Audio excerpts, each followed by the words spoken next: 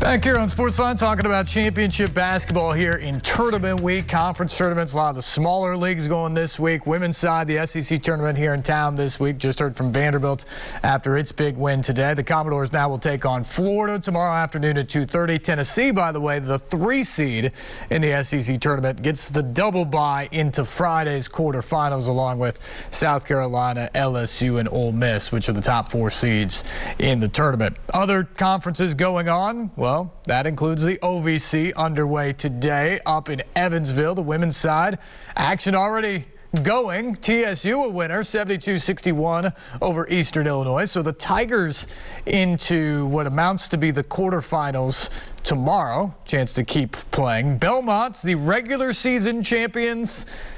Do that again, but now trying for a 6th conference tournament title in the last 7 years under Bart Brooks, the #1 seed in the tournament, and they will begin their title defense at 1 o'clock on Friday afternoon, needing 2 wins to get back to the NCAA tournament, where, of course, the Bruins won a game last year for the first time in school history on the women's side. Got a chance to catch up with Bart Brooks before they headed up to Evansville to look to defend their crown.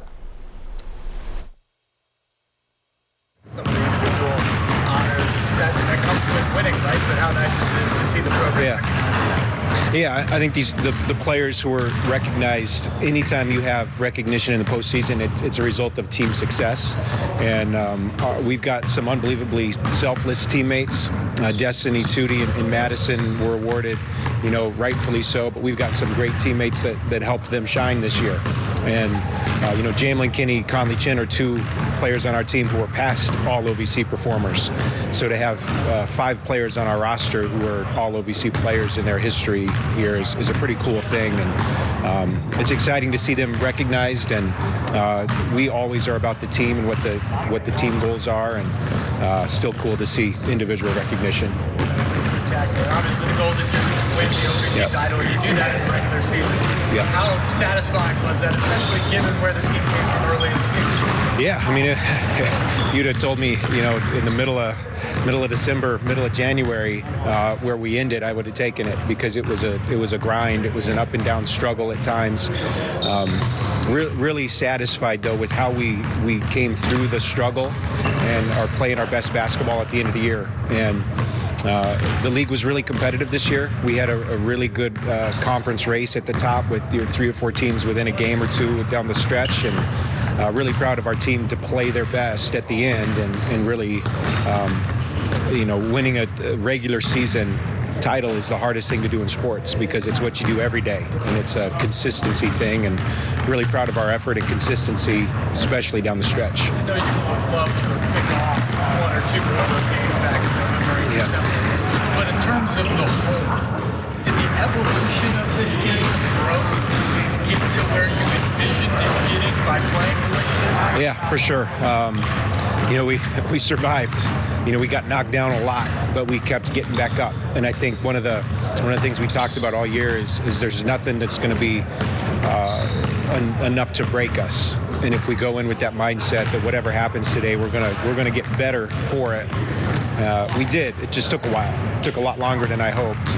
And like you said, had we won a couple of those, there was a couple that we gave away late that would have been great to have in our back pocket right now. But I don't think our team probably performs or grows like they did into the team they are without those struggles early. They both said that changes this week. It feels a little bit different. Do you want that to be the case, or do you want them to feel and think going on? Whatever they feel and think to make baskets, let's feel that. Like if they're in a good place, they're confident, they're happy. I think as coaches, sometimes we try to do too much in weeks like this where we're leading up to a tournament and tweaks and adjustments, and so much of it is, what makes these players the most confident and where they can play fast, play free, be aggressive. I think it's going to feel different no matter what, because it's March. Today is the first day of March, and this is the most exciting time of year for basketball players, for basketball coaches. So I think it's always going to feel different, but when the ball goes up and you're playing, I think really the importance for us is the focus on execution, the possession that's in front of us. And that's been our mantra all year, is focus on keep your head where your feet are. And I think if we do that, we'll be in great shape. But yeah, it's great. It's exciting. This year you get the double bye. Does that change anything? You think that's your advantage? Essentially, it's 30 hours of really good basketball you need to get to the NCAA tournament. Yeah, I mean, it's new. I mean, it's new. We'd usually be up there in Evansville on Tuesday preparing for a game on Wednesday. And, now we're here. We're at home in our own beds. Our players aren't missing class right before spring break here in a couple weeks. So it's midterms. So I think it's holistically good for us as long as we use it to rest and recover and kind of re-energize going into the tournament. But like you said, it's every game has a life of its own this time of year. And, when we get there, we're going to be playing against a team that's hot, that just won a game. So that'll be new. That we won't be playing, we'll be playing our first game and someone else is coming off a win. So it'll be an interesting adjustment, but, one that I welcome. I think it's a great adjustment, and hopefully we take advantage of it. Lastly, how confident are you that this team has the best basketball yet in front of it in the next couple of weeks? Well, I'm extremely confident that this group has not played their best game yet. And, we talked yesterday in practice about how many possessions that we really gave away that last weekend when I think we're playing really well, but we're still making some critical mistakes that can be corrected. And this group, I don't know that we've had all of our players clicking and playing on the same night yet. And if that happens, I think we can be really, really good, really special. So I'm an optimist, so I have hope that that's coming. Belmont trying to win another one of those OVC tournaments and get back to the NCAA tournament. It has been incredible, the run that they have been on over there over the last few years. And, of course, they'll try to continue that next year into the Missouri Valley Conference as well. The Belmont women, the top seed after being regular season champs this year in the OVC. The Belmont men, the number 2 seed, also with the double bye into Friday's semifinals. Murray State, of course, unbeaten regular season, 18-0 in conference play. The Racers are the 1 seed, Belmont the 2, Morehead State, SEMO the other teams to get byes over there. Several area teams, TSU, Tennessee Tech, Austin Peay, all in action tonight, trying to keep their seasons alive. We will get to more on that coming up here in a little bit. We'll try to get you an update on those scores, but let's hear from Casey Alexander, the number 2 seed, waiting around to play on Friday night. And we'll talk to Casey Alexander about his Belmont team right here. I don't think you want me in the lineup. First off, just for the guys who got honors tonight, how nice is it to see them get recognition? Yeah, it's great. It's we're here for team awards, but those guys have had great seasons and very well deserving of anything that they get. We're proud of them. They mean a lot to our program, and hopefully there's still more out there for them. I guess Nick in particular is the second player ever to do it 4 times.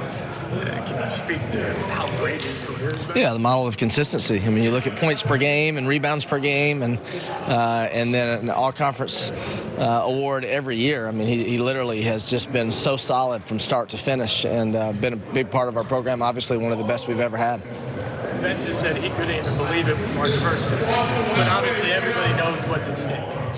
How different does it feel around here this week? Yeah, it's definitely different. I mean, it's I don't necessarily think it's win or go home, but it's it's a different feel. There's a different level of excitement. Players understand what's at stake. It's a fun time of year in a sense that you can almost guarantee you're going to get everybody's best shot, in every game, and that's what as a competitor, that's what you would want. You told me last week we know we can go win the OVC tournament. What will that take? Yeah, well, obviously we're going to have to play a lot better than we have in those big games, and especially those 2 Murray games. Who knows if we'll be in the finals, and if we are, who will play. But you don't win championships without playing well, and so that'll be a change for us. I mean, we've got to go into each game with confidence, but we have to perform. We've got to play at a really high level in order to beat good teams. A lot of times we have this conversation, when you end the double bye, we can sit there and say you can play any number of 4 or 5 teams, but this year, the vast majority of us on the outside expect it to be Morehead on Friday, and it would be stunning if it was anyone other than Murray on Saturday. Does Does that change at all how you prepare and what you do this week? Can you take that approach? Well, not significantly, but the truth is, we've played everybody twice already. We've played everybody recently, as far as the real potential teams that we think we could face. And so we'll do our due diligence with everybody. We'll be prepared for everybody. It's easy for all of us to speculate who you might play in the semis and who you might play in the finals, but we won't be any more ready either way. The idea that it's back to a double bye this year, I'm assuming you like that. I do. How much does that change? Other than we still have to win 2 games. Yeah, I do like it. I mean, we got to beat a really good team in the semifinals that's playing well, and because they just won the night before, and you got to beat a really good team in the finals that's won at least one game, and to get there. And so, but it's advantageous in my opinion to be there. From a physical standpoint, even a mental standpoint, just having to do it twice in 2 days. The championship game, everybody's going to be ready for that. So the fresher you are going into it, the better. From a mental standpoint, you talked about the tough losses to Murray in particular. Has it been a challenge to keep them as confident as they generally are, or how do you keep them right? Yeah, it's a fine line, to talk about the reality of the situation and how poorly we've played in those Murray games, yet also, remind them that they're a good team. I was looking at metrics today, and by any measure, I mean, the top 10 teams in the country have lost on average 4.6 games this season. We've lost 6, and there's a lot of good teams out there that have lost games. I think there's been 6 or 7 or 8 teams that have been ranked number 1 at one point in time in the country. So let's just deal with where we are right now. Let's be as good as we can be. That's always the best formula. 2 years ago, this team does everything they can. They win the tournament. They don't get a chance to play in the NCAA tournament. Last year, they get shocked by their head. How hungry is this group you're taking them to? Yeah, I think they're ready, and I do sense, a real sense of urgency from those freshmen, from those seniors, knowing it's their last chance to go to the NCAA tournament, and that's what experience should do for us. That's what, having been there before factor should do for us. It doesn't mean we're going to win, but it gives us a much better chance. Given the expectations around here and what they have accomplished in their career, is it a disappointment if you don't cut down the nets? Yeah, absolutely, it's a disappointment. That's the standard that you want to be in. If you don't win the regular season, if you don't win the conference tournament, then you should be disappointed. But it doesn't take away from the fact that we've already won 25 games and we've had some significant moments. We're a top 60, 70 team right now. We're a good team, but I'd love to see us finish. Lastly, I would ask, what's the one thing you have to do this week? But honestly, in my opinion, the one thing is you have to make shots. Yeah. Finally. Yeah. It's easy to say that. It's much harder to do. Can you do anything? Well, we've tried everything, and it's not always easy. The key to making shots is getting good ones, and I think we had some relief on Saturday. It wasn't perfect, but it was a little bit more like a Belmont team ought to look. The guys are fresh and excited, and I expect us to go in and play with confidence. If we can knock some shots down early, I think it could change the whole outlook for the weekend. Thanks. All right. This will be the first time since 2018 that Belmont will play a late game Friday. Okay. Any adjustments, any change in preparation? Nah, nothing we can do. I mean, it makes for a long day. If they'd let us, I would go up on Friday just to keep the day from being so long. But it's just the way the cards are dealt. These guys are young. It'll take effect on us old guys more than it will anybody else. But 9:30 is just getting started for them.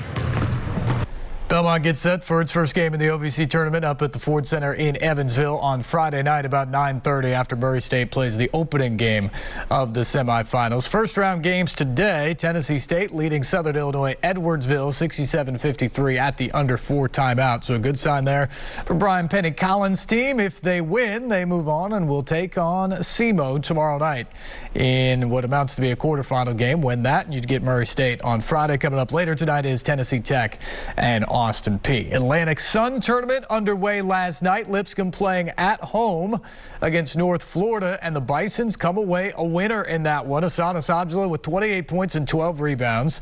And Lipscomb gives head coach Lenny Acuff his 600th career victory as they move on into round 2 against top seed Liberty. And here was Coach Acuff after the game. Real proud of the guys tonight. Real happy for them. First off, I want to thank all the people that came out. We had a great crowd. It was a true home court advantage, and really appreciate them sticking with us. I thought they made a difference in the game. And so Excited to continue to be playing. You know, obviously it's one and done time, and our guys really stepped up. But just so much respect for North Florida, Coach Driscoll, and how they do things and what their program's about. And we had to play well on both ends to win the game. I thought it was probably our best defensive effort all year. I thought Kevin Carroll had the scout and did a great job with our guys. I thought he had a real good game plan. I thought our guys played real hard. They're so good on both ends of the floor, but offensively they're just hard to guard. They run a lot of good stuff, and thought our guys locked in and listened to the scout. And it's a make or miss game. They miss some shots that they normally make. You know, I thought we got a really good performance. Obviously assigned 28, 12, and 6. That'll win for you. And every time we needed a basket, he came through for us. And then you look at Parker Hazen had 17 huge baskets. You know, Will Pruitt was great down the stretch. Was really good all night on both ends, but ends I think with 12 points. But for us, a big deal was they only turned the ball over 7 times, and we held them to under 10 offensive rebounds, which is a big key. They're as good as anybody we've played at getting offensive rebounds and turn them into 3-point shots. And so that was a big emphasis for us. But we're just thankful to get that win and to have a chance to continue to play. We know we have our hands full. We're going to a fantastic Liberty team. Really, really, really good. Obviously, we think highly of them and their program and the way they do it. Got one of the best players in the country at any level. But it's not just him. They got a lot of other guys that make it really, really difficult. They'll be very well prepared. But we're excited for the challenge and the opportunity, and we just need to get rested up and try to do the best we can to have a good plan by Thursday night at 6 o'clock Central Time. 600 game winner Lenny Acuff as the Bisons move on, and it will be Lipscomb against 3-time defending ASUN champion Liberty tomorrow night, 6 o'clock out there in Virginia, with a spot in the semifinals of the ASUN tournament on the line. We'll take a break. When we come back, we'll hear from Tennessee coach Rick Barnes after the Vols win last night in Georgia. Stay tuned. More SportsLine on the way after this.